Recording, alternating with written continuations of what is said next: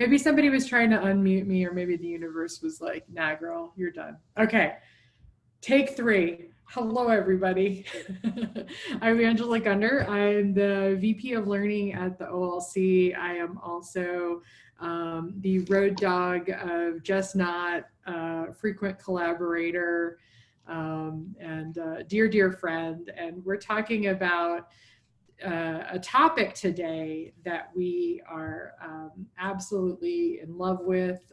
We're tickled that we have the ability to continue to talk about this topic. And I actually just left a workshop where I was talking about this topic, and that's storytelling. And that's certainly been a key part of OLC Live, which, by the way, if you want to give anybody a shout out, it's to all of our amazing sponsors who have allowed us to make OLC Live available to everybody, whether you're registered for the conference or not. So kudos to Carolina Distance Learning and Proctor U for allowing us to have this space to do this. But I'm going to turn it over to Jess because she came up with this really incredible activity that several of us took part in, and is a continuation of something that is at the core of our mission and our values, regardless of the work that we do. Both of us have been working in different realms within ed tech, instructional technology, instructional design, learning experience design for higher ed. And regardless of what hat we're wearing, regardless of who we're working with, storytelling and narrative is always a key element and is close to our hearts. And I know, looking at the faces of many people, that we know that it's the same for you too. It's probably what brought you here today. So I'm going to turn it over to Jess to kick us off.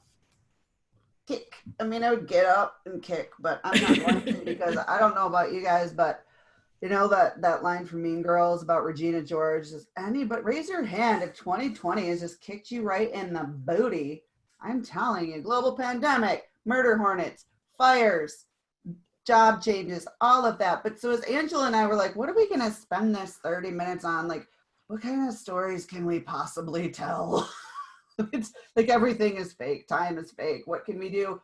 We started talking about how, wait a minute, these stories really will save us. Like, what are we doing right now? We're watching Netflix. We're reading books. We're reaching out to each other. We're saying, how are you? What are you doing? Where have you been? And then we were like, well, how are we going to do all this amazing stuff in 30 minutes? So, eyebrow waggle. I don't know what my face is doing. I tried to waggle my eyebrows. We felt the waggle. Did you? We felt Thank it. Yeah. Goodness. I never know what my face is doing. This is a little thing called 55 Fiction. And so I sent this, and I shared the Padlet in the chat. I will share it again. 55 Fiction is a really interesting challenge. And what that is tell a story in exactly 55 words. Exactly. Start to finish, 55 words. But when I sent this out to some people, I was like, hey, pals who are not going to be embarrassed if I read aloud Shakespearean style your stories that you put on this Padlet, would you mind playing a little game with Angela and I? We know you're so busy. You know, could you give us 55 words of a story? What does that mean? And I did promise Shakespearean, stuff, but I just didn't do that. I tried. My Grumpy Bear onesie's packed away right now. I thought about a puppet show with my Transformer. And then I thought, really, stories will carry themselves. And so as Angela and I were talking, what I'm sharing here right now is the Padlet of the stories that came in. And each and every one of these stories is exactly 55 words. The only prompt was, all right, y'all, 2020, who saw this coming? I want you to write a story that uplifts and shines in exactly 55 words. I didn't tell people what that meant. I didn't tell people, be happy. Maybe that's not uplifting. Maybe being happy isn't what uplifts you right now. And so what you're seeing here is a collection of stories from our OLC community that is something they thought would uplift you, maybe uplift them and uplift others. And I offered to read mine and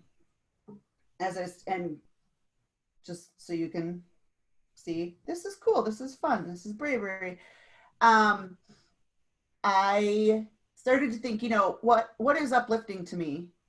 And, you know, I've always been a relatively privileged person in regards to race. I have not been a privileged person in regards to upbringing or money or knowing anything or having anybody say, hey, Jess, maybe you shouldn't cut the sleeves off that t-shirt and wear it just to work, you know, those kinds of things. So as I started to think about Uplift, I started to think about all of the people I've met who've helped me become whatever this is you see sitting in front of you today, which I think is pretty great and pretty accomplished, but wouldn't have happened alone. So I called it Untitled, but my story was I swam in the mall fountain once. My grandfather was talking to the old guys. I jumped out of a window once just to see if I could. I like rules. I hate rules. I never knew what the rules were. I still don't know. I was feral. I am feral. And that's how I survive. And to me, that's uplifting. You know, I sometimes do things just because I wonder what will happen. I'm 42. I might still jump out a window sometime just to see if the sand volleyball pit will absorb the impact. But so just to give you an example, at the end of that storytelling, which is a little bit vulnerable, you know, I did jump in the mall fountain nude at the age of, I think I was 4. Probably. I'm glad you said your age. Yeah. there was a moment there. It was not last Tuesday. I was afraid she was going to say maybe, 18. You know, at the age of 4 in the mall. Oh, he was in so much trouble too. I want you to think about stories that uplift you. Angela, you wrote one about England in 1994, and I would also like to read Felice's because it made me laugh really hard. But Angela, would you read yours?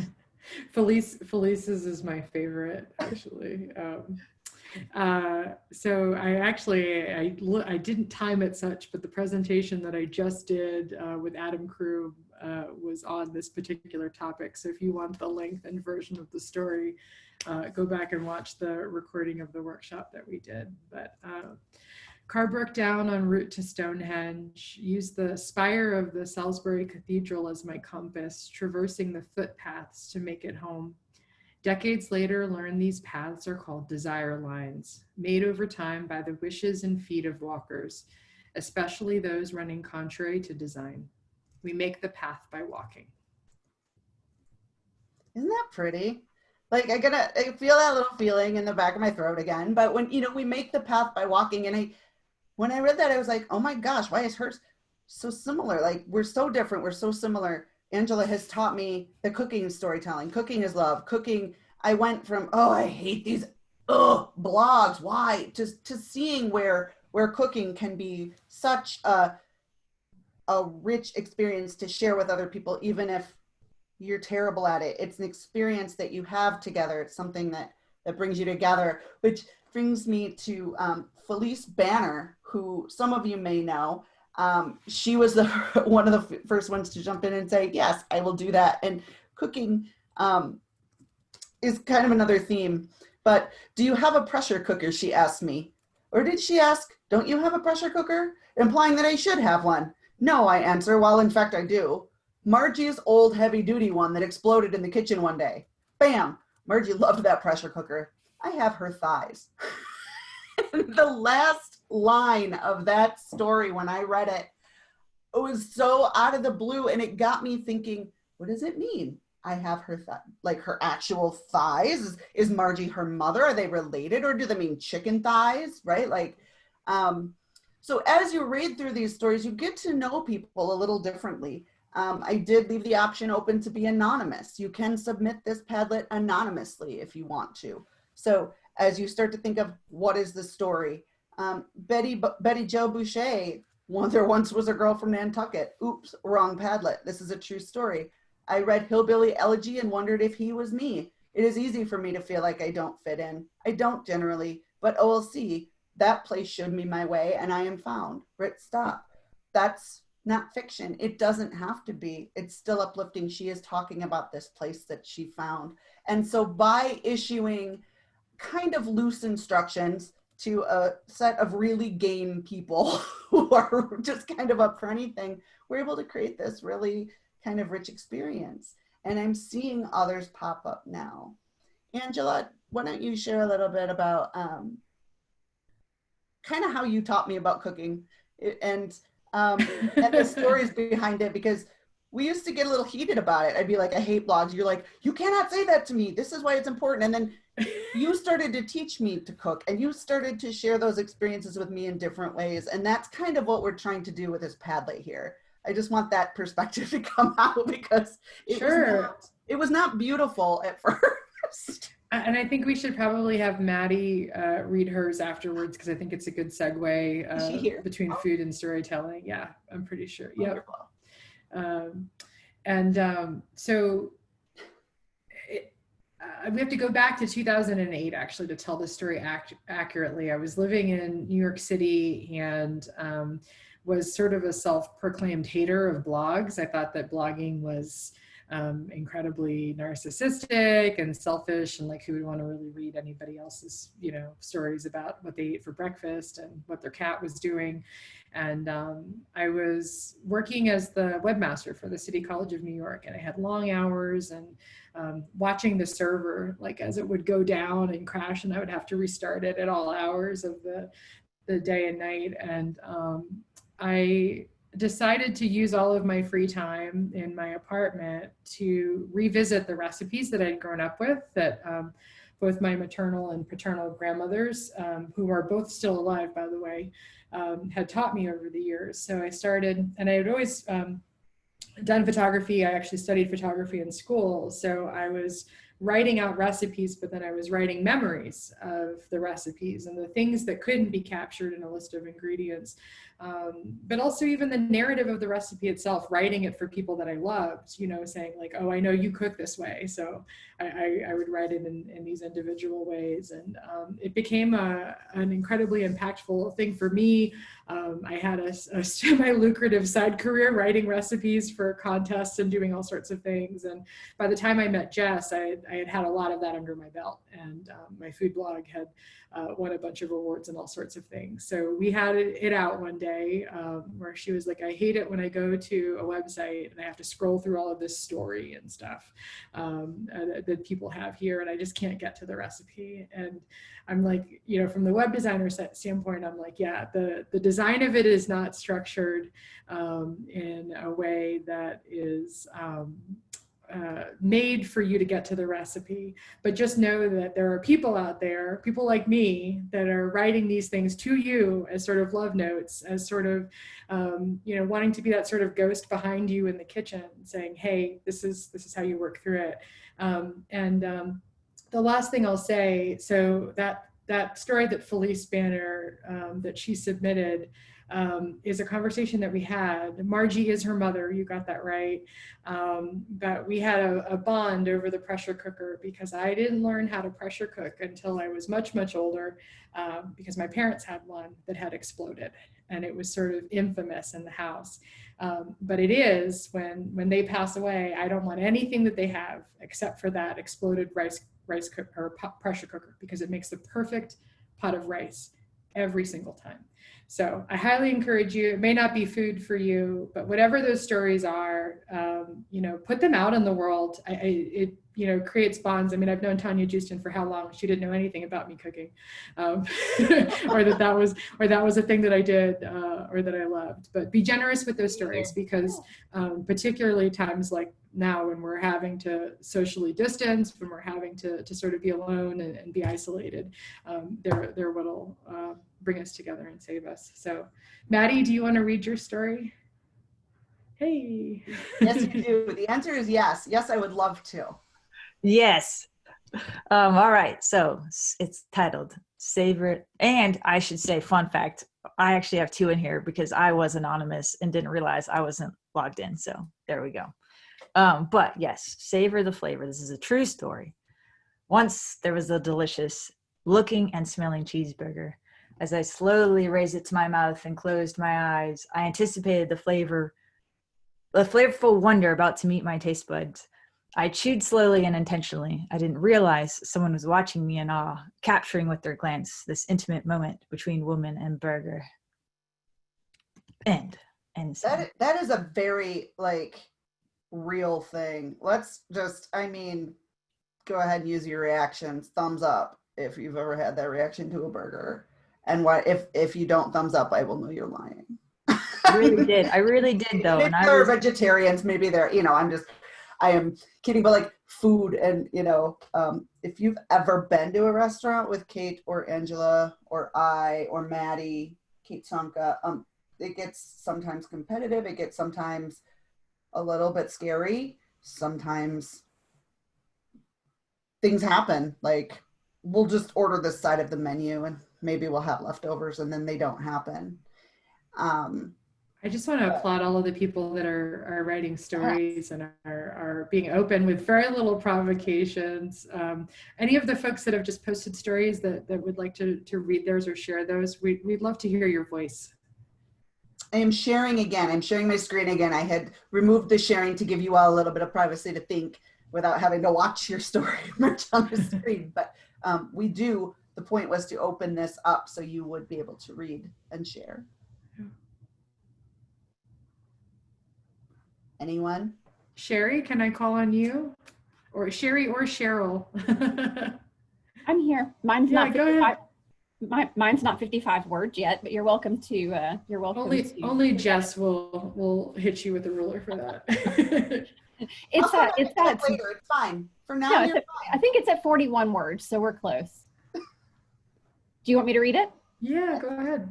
Sure. So what you're seeing there is a photo. Mine says, the title says, "You see, it's not about up or down or back or forward." I love that photo because you really can't actually tell which direction I'm going. And that specific image is actually a place called 99 Steps that's in the Virgin Islands. And I would say symbolically, much like Jess said earlier, I've definitely had a lot of changes going on, and the idea of constantly being under pressure to move forward is something I'm trying to ignore. And so what you're seeing there is just a story that says it's not always about going forward or backwards or even sideways. Sometimes it's about keeping on and moving in some direction and not being stagnant. In times of struggle, I've moved backwards more and forwards less, but I've moved. And then there's the label that this is the 99 Steps in Virgin Islands. Oh, I could hug you. I mean, if I liked hugging, but also if Socially distance hug, yes. This is a hug. Yeah. I've been feeling that a lot lately too. I've finally realized I don't think I want to be an executive. I think I'm mad because I should be one already, but I don't think I actually want to be. That's really powerful, Sherry. I'm not even going to count your word. I'm going to give you a break. I mean, I really want you to make it 55 words, but I will add my last 12 words. I promise. That's beautiful. Thank you. I would love to hear Kate Jordan read her story too. Yes. I love that picture so much that's here. So it's been a crazy 2020, hasn't it? But moving in a pandemic, change jobs, spend night with husband in ER as the pandemic emerges, move 37 years of materials from art facility to house, move 37 years of art and life from house to storage, sell house, move to Washington, teach amazing students, attend OLC, innovate, make good food, and shelter in place. It should be a year long already. We're only in June. I count that breath at the end of it as one of your words. What was the good food that you made? You know, it's really been interesting because of sheltering in place. I've just been cooking soups and making bread. Yesterday I got from a neighbor, so we in sheltering in place, we leave things on each other's doorsteps from our wonderful neighbors who are artists. And they gave me sourdough starter. So last night I actually fed my sourdough starter and made kind of sort of sourdough bread. So yeah, I'm just really enjoying having healthy food and hopefully building up our immune system to whatever ickiness is out there in the world, both spiritually and otherwise. Thank you.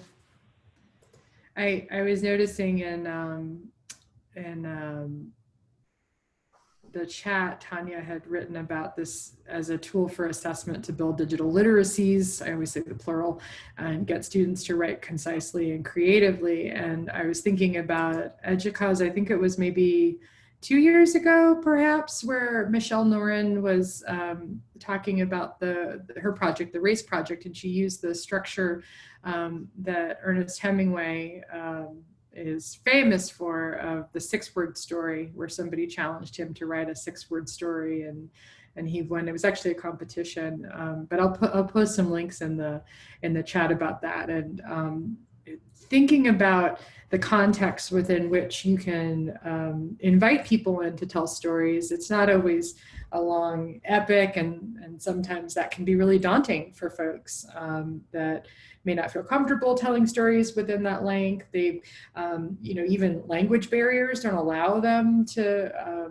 impart meaning in their native language, in a way that would be as strong as they would like it to be. So playing with length, playing with the parameters, but doing that in a way that people can feel welcomed and included, I think is super important. So I'll share the links about the 6-word stories, and if y'all have 6-word stories that you want to tell, you can drop them into the chat too. So we've got 55 words, and we're down to 6.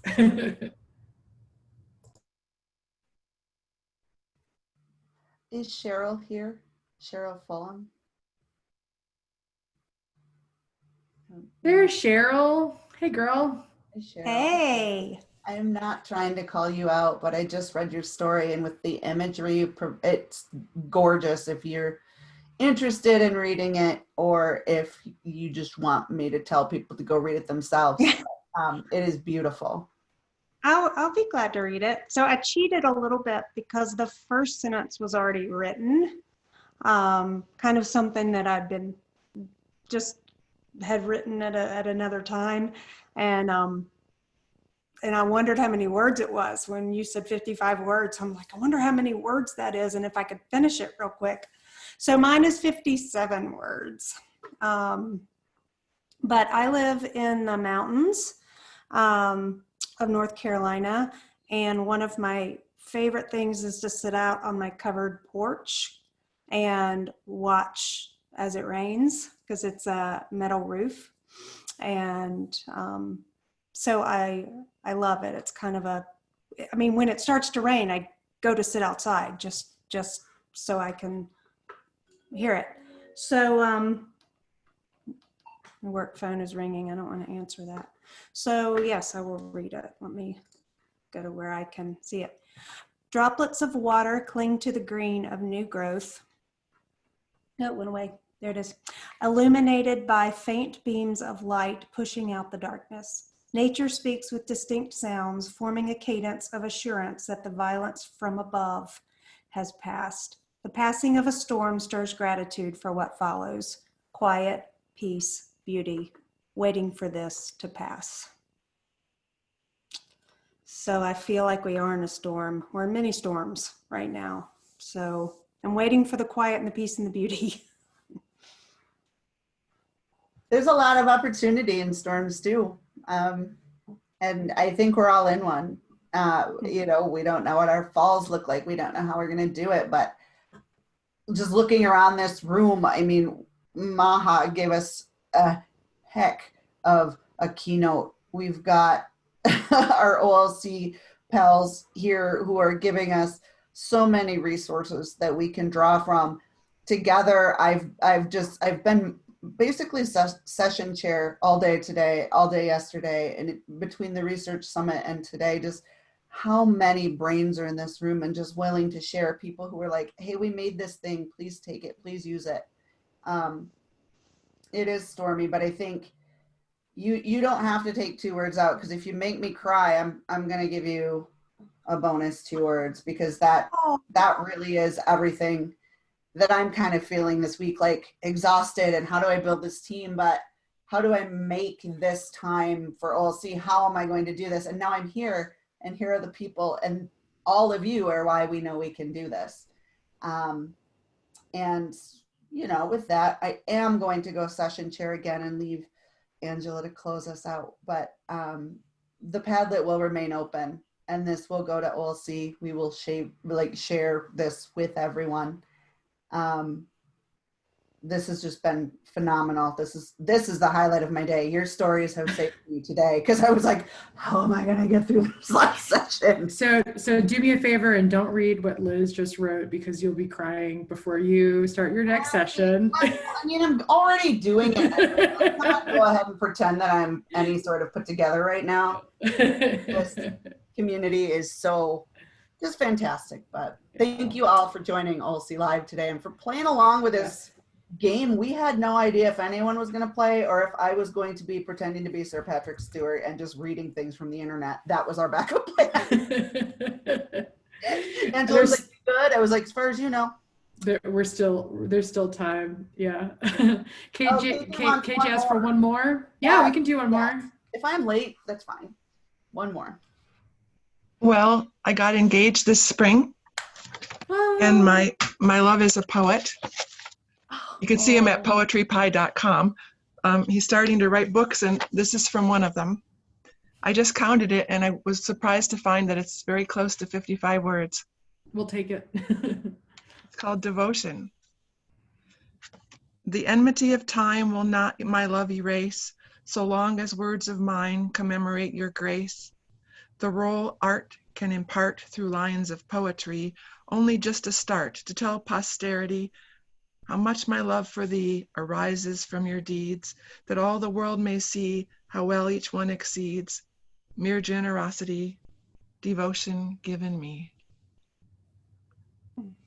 Isn't that amazing? Because I'm a teacher. He's talking about my deeds. He thinks I'm doing good work in the world. You are doing good work in the world. And so are we all. So I thought I'd share that with you. Well, thank you for that gift. And I think that quite often the structure, the hustle, and the confines of all of the things that we have to do break us away from the fact that this is what's important, right here and right now, that we're able to be together, that we're able to have a laugh and a cry and all of the wide array of emotions together in a safe space where we're all looking out for each other and taking care of each other. So just come back to that as your touchstone, as Karen Costa would say, and just know that Jess and I are so grateful for all of you, so grateful for having a half an hour to just feel a little better or feel a little differently about all of the things that are swirling around. And we will continue to connect and to collaborate and to foster and support just what this is, all that this is. So thank you.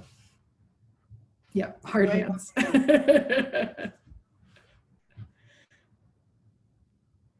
All right, take care, everyone.